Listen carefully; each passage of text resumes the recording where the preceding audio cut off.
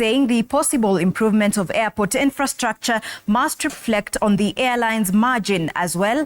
According to Kenya Airways CEO Allan Kilavuka, despite the rejection of the partnership with the Kenya Airports Authority on a PIP basis in 2018, the entry of the foreign investor ADANI brings hope of the much-needed change, which will benefit all possible players in aviation. This comes amidst confirmation by Treasury Cabinet Secretary that a number of projects might be awarded to the controversial Indian firm if the JKIA and KETRACO projects sail through successfully.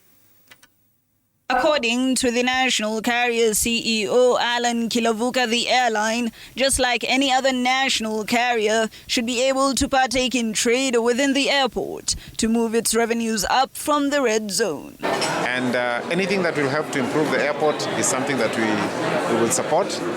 Like I said earlier, our ask as an airline is we have to be central because this is our hub.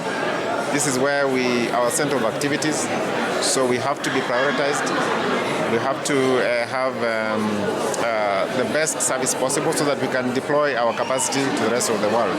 As an user of JKIA, I can confess that I've traveled a lot. There are improvements to do. And I know that there are some plans at the government level to improve it.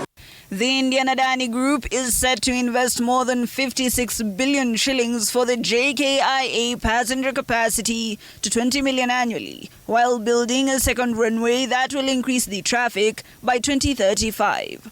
While the airline shows optimism on the takeover, they maintain the national carrier must be able to make money from the deal, so any proposal forwarded should have the airline's interest at heart.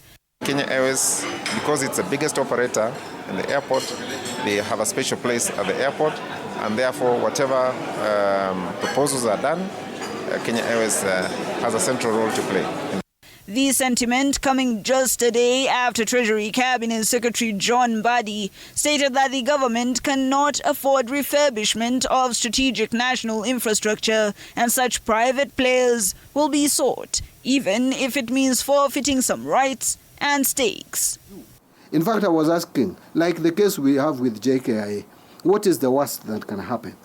Because these are people who are coming with their money to invest. The worst is that they may not, one, give us a fair share of the revenue that is going to be generated, or two, they may be inefficient. If you use KIA, you will realize that the current arrangement is not working properly. We will lose out to our competitors in the region. This comes as Kilavuka endorses a continental outlook on airlines. African countries, he says, must unite and form a single joint airline to ensure better returns. Hibak Said for TV 47.